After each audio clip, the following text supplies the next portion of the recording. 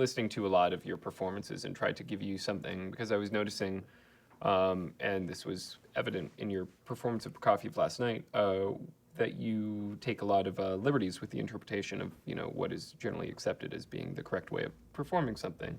I don't understand what you are talking about. No, so we can get into I that have later. no idea. Like, anyways, so I deliberately kind of wrote it in this very nondescript way from a performance perspective, and just wanted you to interpret it as far as however you wanted it. I didn't write piano or forte because I knew you would ignore it anyway. So come on. No, the reason why the Prokofiev sounded weird is that I try to do more what's written in the music and less what people have ended up doing. Huh. You know how I think Prokofiev one is like not the worst case, but when you listen to like Tchaikovsky Concerto or Mendelssohn Concerto, Right. so many crazy things have happened to those pieces. I think possibly quite a lot of because of people starting to make recordings. Huh. Suddenly, a famous person makes a recording, and it becomes like the global standard of how you play Mendelssohn Concerto. Yeah. And if that that one person is coming from an era where you didn't have like urtext scores that actually show what the composer meant, but scores that are edited by someone who thought he or she knows better than the composer, then that version gets recorded by a famous person and suddenly everyone thinks that's the way it's supposed to go. And then you go and play Mendelssohn Concerto in front of 1,000 people who've only heard that recording, and you play exactly what's written, nothing more, nothing less, and everyone thinks you're wrong. Right. Because you don't sound like the recording that everyone has heard and imitated.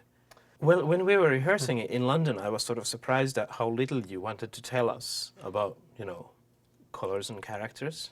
Mm-hmm.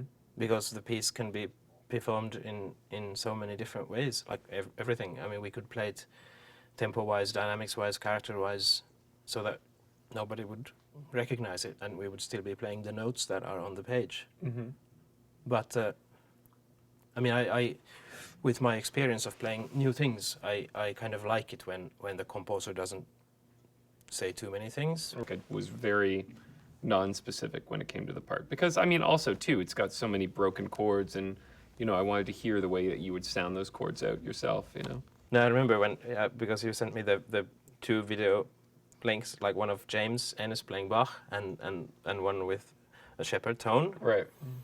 and yeah, James is fantastic. I love his playing, but I was kind of surprised by the shepherd tone. When I heard the piece or when I saw the score, I sort of started to get it. But is that something that has fascinated you since you were a child? Yeah, well, I mean, whether or not I knew it, it had fascinated me because there's that famous Devil's Staircase Ligeti piano piece, which is the same principle.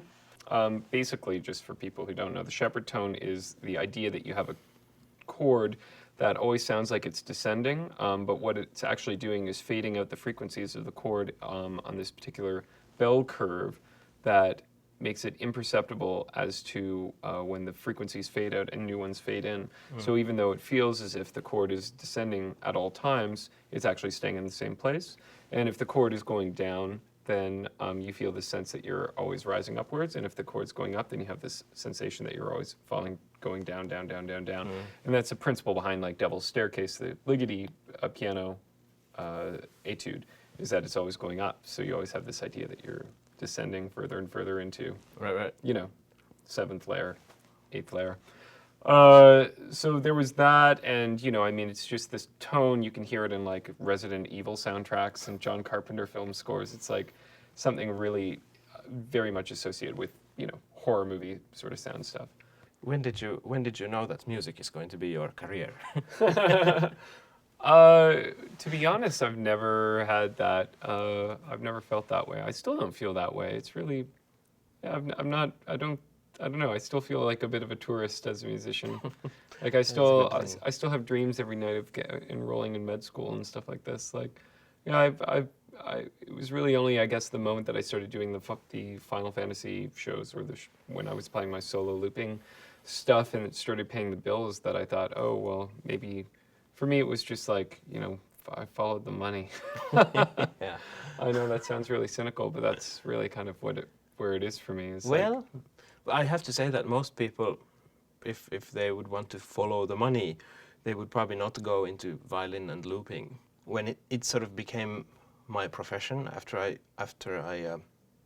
I was in the Sibelius competition like in '95, and then I started getting concerts, and I still studied a little bit, but like still now, kind of almost 20 years after that, it's still kind of difficult sometimes to say no to something that I know I don't need to do in terms of just staying alive and having food. But because I spent all those years when I was little dreaming about getting to do this kind of stuff, it seems still like it needs that extra bit of concentration to be able to say no to a gig. Having a brother who also plays and being surrounded by musical people, it was always such a kind of automatic thing, or like a clear path that musician is what I'm going to be. But the experience is different, though. I mean, I'm talking about the creative process, and I'm not trying to disparage a musician as being a less creative person or something like that. But actually Could be. actually writing, you know what I'm saying? Because I could, and I do, open up a book of Chopin and just play my crappy versions of Chopin etudes, at home all day. And I understand what you're saying about the addiction. It's like whenever I'm traveling and I'm on tour, playing Bach is what relaxes me. It always brings my stress level down.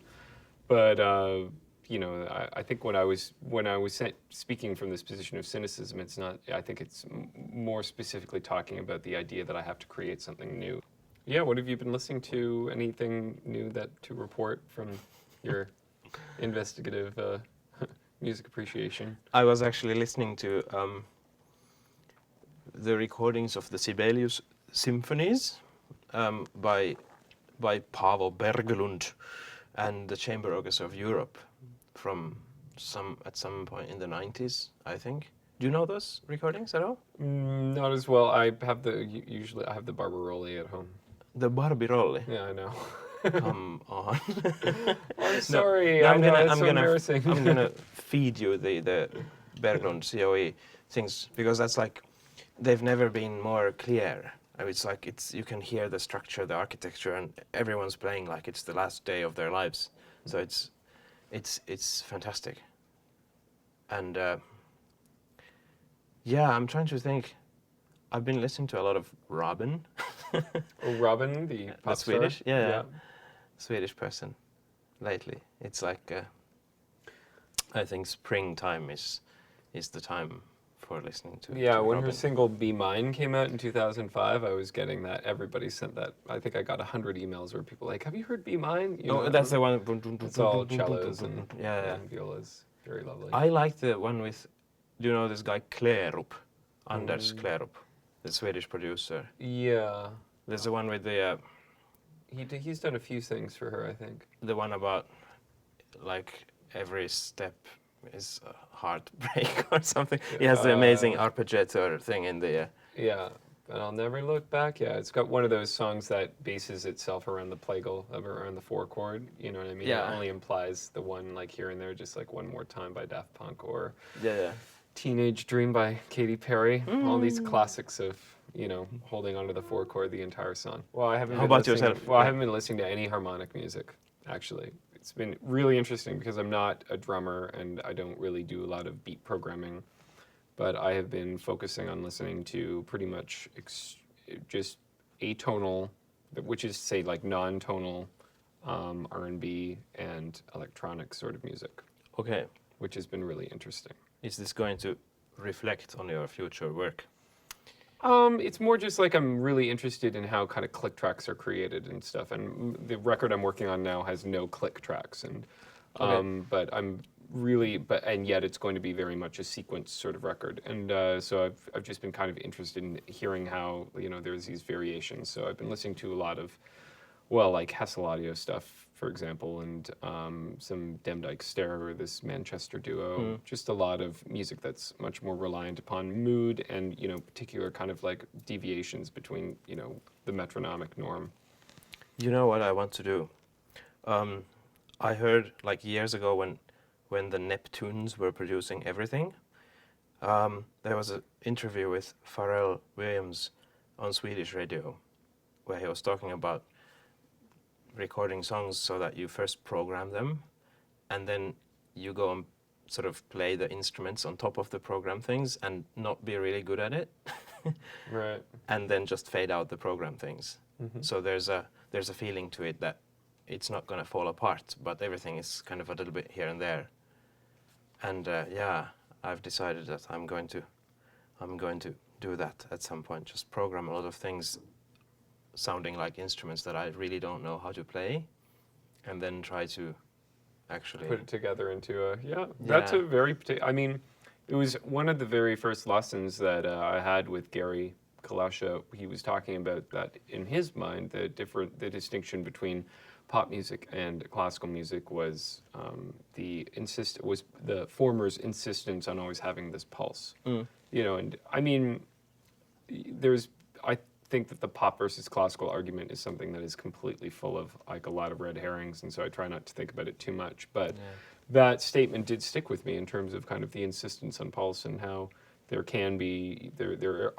is true that a lot of pop recordings now are just quantized to a very simple click, or even quantized to just the shuffle, you know, the notion of like how shuffled is your beat going to be and stuff like that.